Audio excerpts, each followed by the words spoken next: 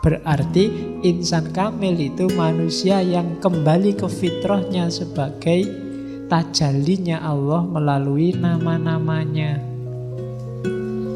Berarti manusia paling sempurna adalah manusia yang berakhlak mulia, bukan manusia yang semata-mata paling banyak ibadahnya. Jangan lupa subscribe, like, komen, dan bagikan kepada teman dan kerabat. Oke, bismillah. Assalamualaikum warahmatullahi wabarakatuh. Bismillah. Mari kita lanjutkan ngaji filsafat kita. Oke, terus simbolnya insan kamil itu Adam.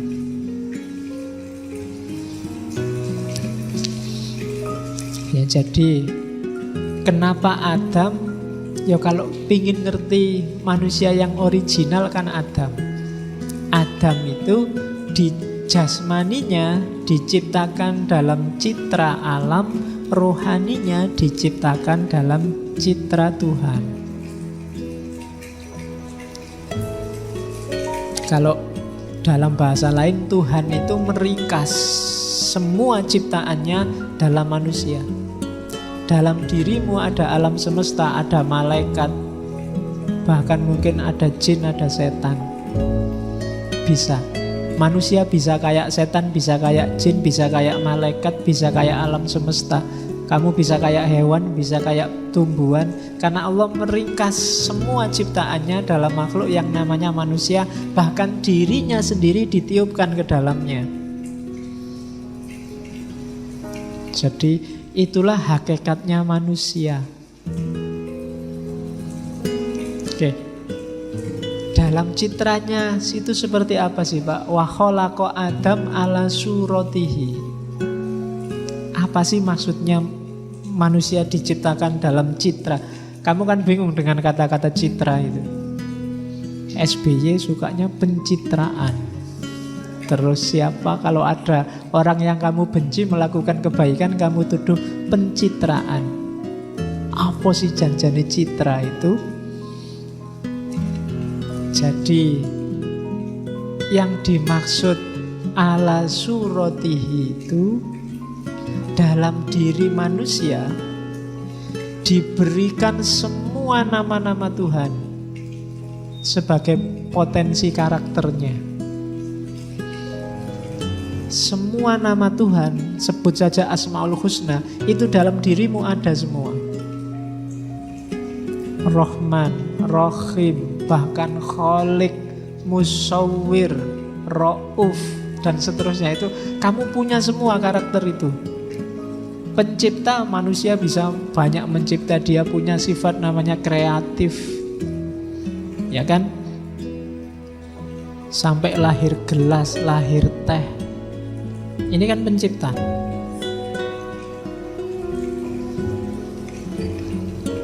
Binatang, hewan tidak ada yang kreatif. Sejak dulu kalau minum ya nyari air, nyari sungai, nyari hujan. Ayam, kambing gak pernah punya ide bikin teh yuk, bikin kopi yuk, tidak ada. Pokoknya air ya diminum aja. Dia tidak bisa kreatif. Manusia punya, dia punya sifat mencipta sebagaimana Allah. Manusia juga bisa menyiksa sebagaimana Allah. Dalam sejarah banyak kan manusia yang punya karakter menyiksa. Ketika porsi dan proporsinya nggak pas, dia jadi kejahatan. Kalau pas, dia diperbolehkan. Ya dalam konteks tertentu kan kadang dibutuhkan kesulitan-kesulitan, keruwetan-keruwetan demi harmoni. Itu ada karakter-karakter Allah yang di situ dimiliki manusia. Jadi penyayang, kita punya sifat sayang. Rahman Rahim, kasih sayang yang mendalam dan meluas. Allah punya sifat Ghafurur Rahim, kita juga punya. Meskipun sekarang umat Islam susah memaafkan, tapi kita punya sifat memaafkan itu. Jangan lupa. Maka banyak sufi bilang li utamima makarimal akhlak, sebagaimana hadis Nabi itu adalah takholak bi akhlakillah. berakhlak dengan akhlak Allah. Apa bisa Pak? Bisa. Kenapa? Karena dulu Allah menciptakan kita ala suratihi, sesuai gambarnya Allah. Gambarnya Allah itu ya mestinya bukan gambar fisik, wong Allah bukan fisik. Gambaran batin, gambaran mental, gambaran ruhani. Dan kalau itu mental dan ruhani kan ya nama-nama Allah minimal yang 99 itu kita punya. Itulah maksud dan Allah dan Tuhan menciptakan Adam ala suratihi, sesuai citranya, bukan fisiknya. Makanya ketika orang mencapai puncak kan ada hadis, kalau dia mendengarkan, aku jadi pendengarannya, bukan aku jadi telinganya. Jadi daya mendengar, kependengaran, kepenglihatan itu Allah. Mata ini ketika roh tidak ada gunanya. Jadi telinga kalau roh nggak ada juga tidak ada gunanya. Dia kayak komputer tapi tidak ada softwarenya, nggak ada gunanya. Semahal apapun komputermu, hardwaremu, kalau softwarenya nggak ada, tidak operatif. Secakep apapun orang, kalau isinya nggak ada, ruhnya nggak ada, kamu lari. Kalau nggak percaya cobalah. Berarti kuncinya apa? Keywordnya kita sebagai manusia itu ya suratu Adam, suratullah dalam diri Adam itu, ruhnya. Jasad itu cuma kendaraan kita, materi itu cuma media. Dia alat, bukan tujuan. Jadi jasad itu memang dikasih Allah untuk mewujudkan tujuannya rohani. Bukan berarti jasad itu tidak penting, ya penting. Karena kalau kita roh saja juga tidak bisa jadi khalifah. Makanya kita ruh dan jasad. Jadi ala suratihi itu dalam diri kita terkumpul nama-namanya Allah. Makanya sebelum turun ke bumi kan ada cerita, ada ayat yang bilang wa 'allama Adamal asma'a kullaha. Jadi untuk membangun citra Adam sebagai wakil Allah di muka bumi, dalam diri Adam asma'a kullaha. Jangan diartikan alama itu terus Adam di depannya Allah, terus Allah ceramah gini dam, kan gak gitu. Ya mestinya ya sama Allah langsung dikasihkan ke dalam diri Adam asma itu. Dari situlah nanti Adam menerjemahkannya dalam kehidupan. Jadi itu memang skenarionya Allah begitu. Karena itulah maka semua malaikat bahkan iblis disuruh sujud pada Adam. Karena dalam diri Adam ada kualitas Tuhan. Oke, makanya kalau iblisnya mau ngeyel, dadak debat, kan aku maunya hanya sujud pada Allah. Itu bisa dijawab, enggak, kamu enggak tak suruh sujud pada Adam yang tanah, tapi kualitas Adam yang dalam dirinya ada nama-nama Allah, yang semuanya harus tunduk pada keagungan nama-nama Allah. Jadi itu katanya Ibnu Arabi, nanti simbolnya insan kamil itu Adam. Berarti insan kamil itu manusia yang kembali ke fitrahnya sebagai tajallinya Allah melalui nama-namanya. Berarti manusia paling sempurna adalah manusia yang berakhlak mulia, bukan manusia yang semata-mata paling banyak ibadahnya. Ibadah yang gak ngefek ke akhlak, gak ada nilainya. Sholat yang tidak tanha anil fahsya wal munkar, gak ada nilainya. Apalagi sholat dipakai sebagai jalan untuk bikin susah orang, karena kamu bikin macet jalan. Ya, lola ya kan. Jadi aneh sekarang sholat kok baunya politik, sholat kok baunya, dan sholat jadi jalan kemungkaran, tidak bisa. Haji itu jalan untuk egalitarian, manusia diajari oleh Allah untuk merasa dirinya setara dengan yang lain, itu lewat haji. Maka tidak boleh pulang haji kok malah merasa lebih tinggi dari yang lain, karena dia sudah haji, yang lain belum. Itu berarti pelajarannya gagal. Karena pelajaran haji adalah pelajaran egalitarianisme. Kalau zakat itu pelajaran tazkiyatul mal, membersihkan harta. Targetnya apa? Jiwa yang tidak terikat, tidak jatuh cinta pada dunia, pada harta.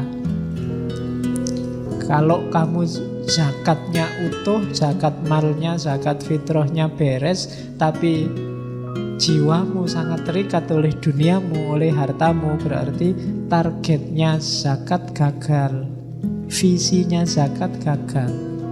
Sama kayak kamu sholatnya lengkap, tapi curangnya juga lengkap, korupsinya juga lengkap. Itu sholat yang tidak ada gunanya. Ada sholat yang malah bikin kamu masuk neraka.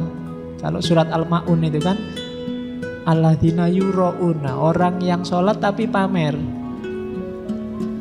tidak masuk surga, malah fawailul lil musallin, kamu masuk neraka wail. Kalau sholatnya untuk pamer, untuk menunjukkan bahwa kamu orang alim, bahwa kamu komitmen pada agama, meskipun sedang musafir tetap sholat dan masuk TV. Itu loh ya, itu kalau ada nuansa biar yang lain tahu betapa kita ini membela, itu berarti riya. Jadi hati-hati menata hatinya ya. Oke, jadi bukan dilarang, cuma ya saling menjaga, saling mengingatkan. Oke ya, jadi itu insan kamil. Kuncinya ada pada akhlak. Takholak bi akhlakillah, hidup dengan landasan asmanya, nama-nama Allah. Oke. Terus, nah, ini ada definisi yang berbeda kalau di Ibnu Arabi. Selama ini kita memahami khalifah itu Allah di sana, kita di sini, alam semesta di sini. Terus kita disuruh oleh Allah untuk ngopeni alam semesta. Itulah khalifah. Katanya Ibnu Arabi tidak begitu. Kalau modelnya Allah di sana, aku di sini, alam di sana, itu kan berarti aku yang hadir di alam, Allah tidak hadir, dia ada di sana. Aku di bumi ini mewakili Allah ngurusi alam. Padahal Allah itu kan ya selalu ada di sekitar kita terus. Ngapain butuh diwakili? Kalau maknanya khalifah itu diwakili, kan harusnya Allah tidak ada sekarang. Kita yang mewakili jadi Allah sekarang di dunia ini. Maksudnya khalifah itu bukan di situ, katanya Ibnu Arabi. Khalifah itu pengganti. Pengganti dalam arti apa? Kitalah yang paling mirip dengan Allah di antara semua makhluk lainnya. Jadi khalifatullah fil ardi adalah makhluk yang paling dekat karakternya dengan Allah di muka bumi. Maka ketika kamu nanti takholak bi ahlakillah, itulah jati dirimu yang sejati. Kalau kamu tidak melakukan itu di muka bumi, berarti kamu sedang mendistorsi hakikatmu sebagai manusia. Jadi rumusannya begitu. Karena awas salah, katanya Ibnu Arabi. Kayak Barat kan merasa kitalah yang menguasai dunia, alam semesta, mari kita taklukkan, kita tundukkan semuanya di bawah kekuasaan kita. Akhirnya diperas habis-habisan alam, kita nanti bingung sekian ratus tahun ke depan sumber daya habis. Itu salah memposisikan makna khalifah. Jadi khalifah itu penggantinya Allah. Bukan berarti Allah tidak hadir. Allah itu selalu hadir. Cuma kitalah yang paling dekat, paling mirip dengan Allah. Sehingga kekamilan kita, kesempurnaan kita sebagai insan adalah ketika kita semakin mirip dengan Allah.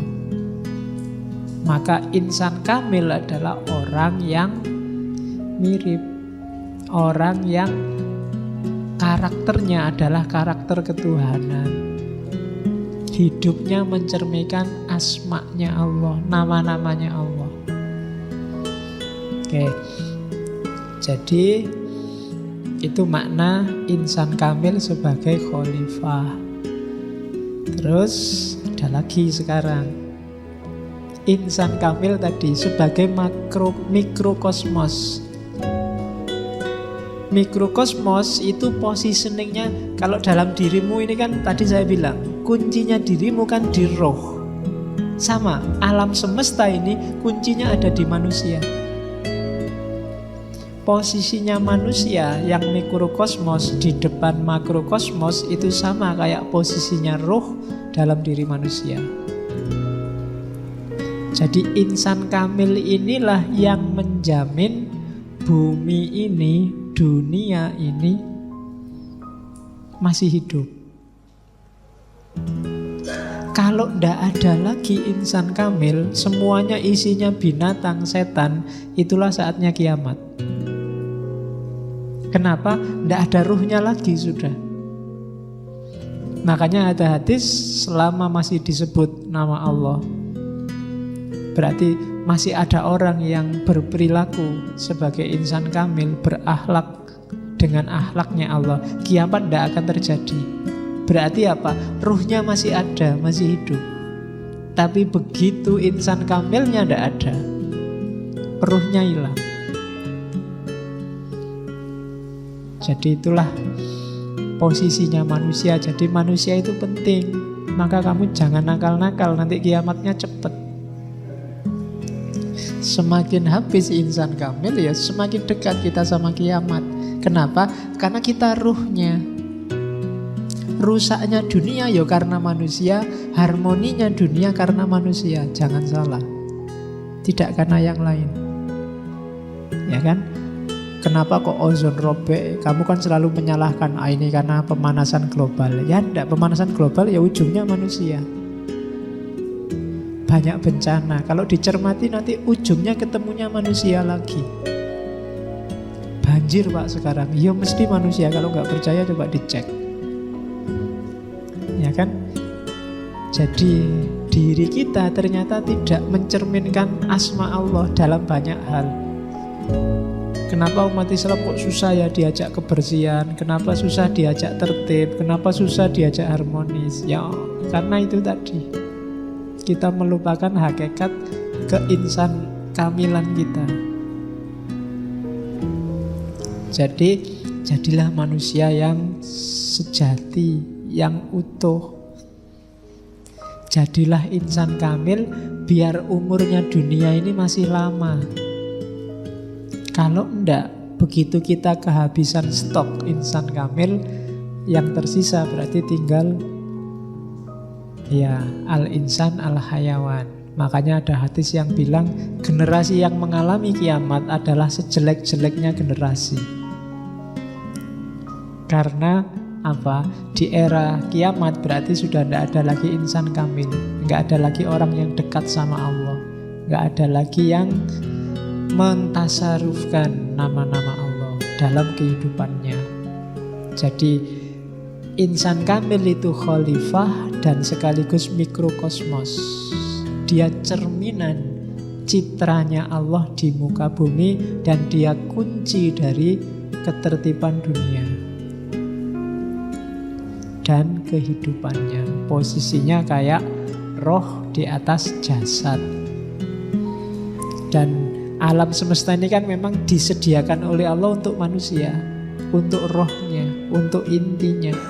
Maka kamu gak perlu sungkan-sungkan, Pak saya mau membeli ayam Pak, tapi kok kasihan ya. Tidak apa-apa kalau memang butuh itu. Tidak dosa, diperbolehkan sama Allah. Kamu korban, ada yang boleh besar-besaran sapi, kambing, terus kamu wah ini pembantaian besar-besaran. Ya kalau memang diperlukan, dibutuhkan, tidak apa-apa. Jadi karena alam ini untuk kita, cuma hati-hati itu tadi, Jangan berlebihan, juga jangan kekurangan. Berlebihan akibatnya harmoninya rusak.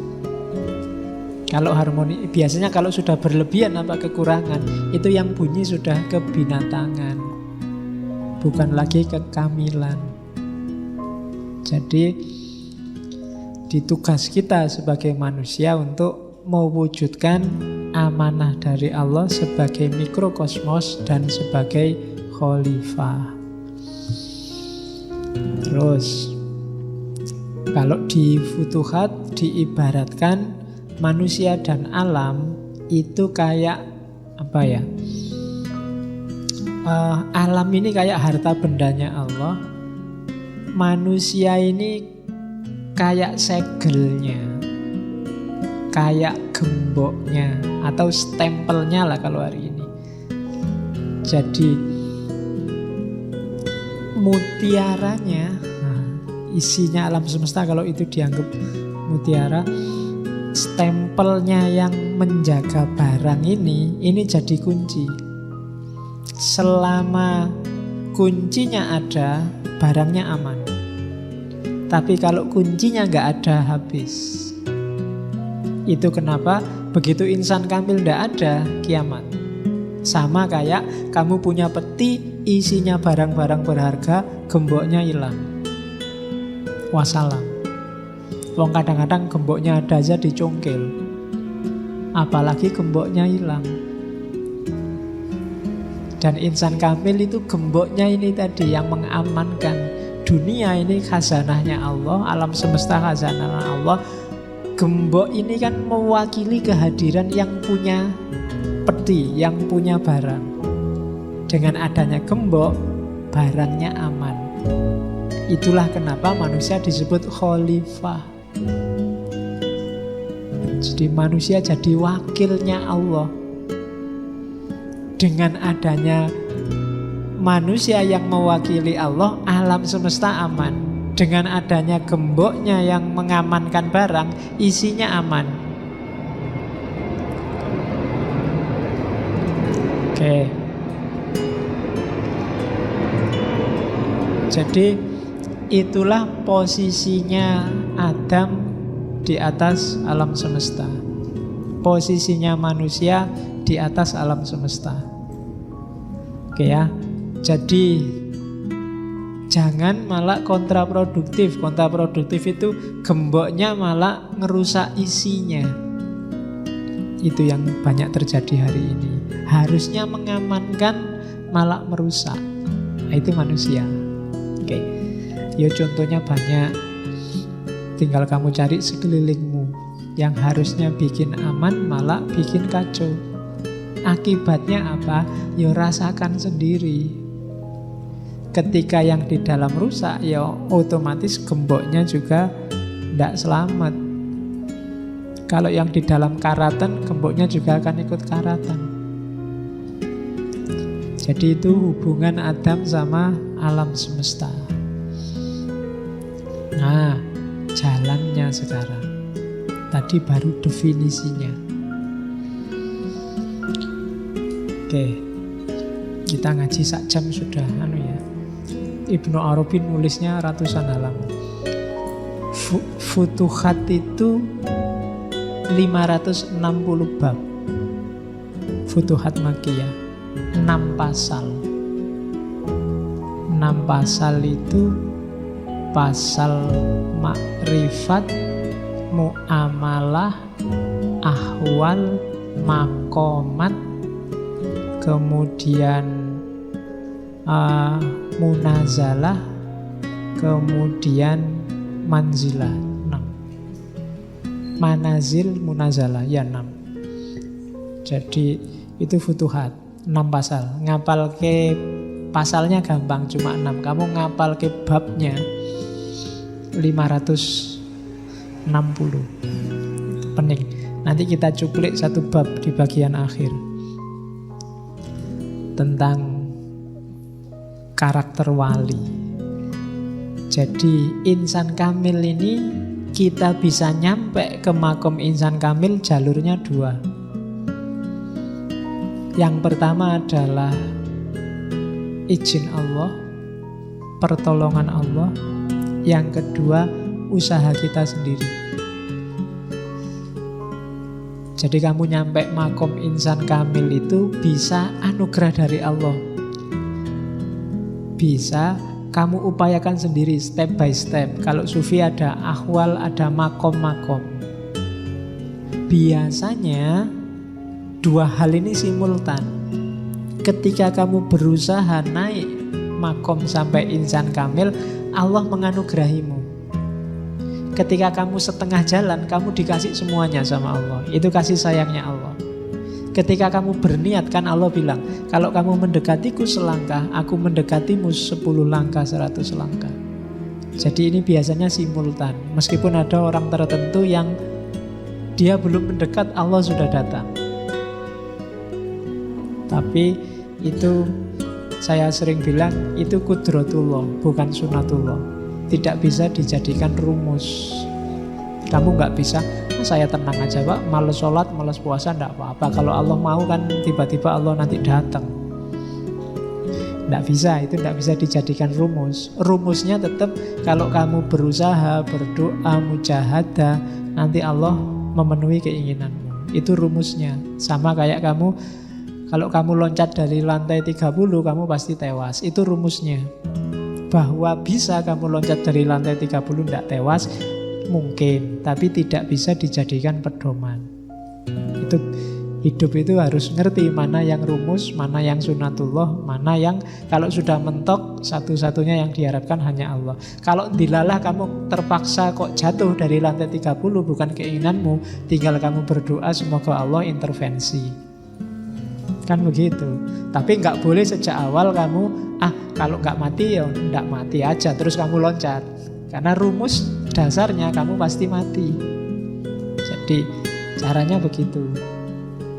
Apakah hidup ini qadariyah apa jabariyah? Ya diawali dari qadariyah, rumus-rumus. Nanti Allah yang menentukan, ya monggo. Itu sudah haknya Allah. Nah, insan kamil ini ya kamu harus berusaha mewujudkan ideal-ideal tadi di atas, takholak bi ahlakillah dan seterusnya. Nah, biasanya step-stepnya itu. Jadi yang pertama, ini yang saya bilang saya harus ngadep ke sana karena enggak bawa kacamata. Oke, yang pertama levelnya adalah enggak usah fana fil mukhalafat. Memfanakan dosa. Itu level pertama. Tidak melakukan dosa, paling tidak secara sengaja. Kalau kamu, itu step paling rendah. Ya, step paling bawah. Ya, untuk menuju insan kamil.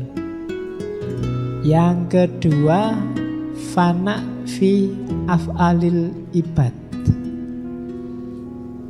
Fana fi af'alil ibad ini tidak lagi bergantung pada af'alnya hamba. Jadi sirna yang kedua, tidak merasa kamu sukses, kamu enak, kamu jaya itu karena dirimu. Kamu tidak lagi mengandalkan amal. Satu-satunya yang kamu andalkan hanya Allah. Itu step kedua. Jadi kamu tidak menganggap kalau saya minum mesti hausnya hilang. Ini namanya mengandalkan amal, nggak boleh. Belum fana berarti, belum naik ke level kedua. Kalau level kedua, iya saya minum, urusan hausku hilang apa enggak, ya Allah yang ngatur. Nah itu fana fi af'alil ibad. Terus yang ketiga, tidak hanya af'al tapi fi sifatil makhlukin. Karakter-karakter manusia, membebaskan diri dari jeratan karakter manusia yang sifatnya duniawi. Itu fana yang ketiga. Sudah tidak butuh lagi pujian, sudah tidak butuh lagi kejayaan, tidak butuh lagi kesuksesan. Yang ada di pikiran hanya Allah saja. Itu makom ketiga. Makom yang keempat, Fana angkulizat. Kalau ini sudah nyampe di level kesadaran, jangankan sifat, jangankan af'al, aku sendiri juga ndak ada. Kamu ngomong, apa sih Pak saya itu ndak penting sama sekali. Itu belum paling rendah. Karena masih ada akunya, meskipun kamu anggap dirimu ndak penting. Jadi lebih rendah dari itu adalah saya itu sebenarnya nggak ada ya. Non-existent. Yang ada kan cuma Allah. Jadi keberadaanku kayak teh ini, awalnya ndak ada, dibikin sama takmir terus ada, terus diminum ndak ada lagi. Dirimu juga begitu.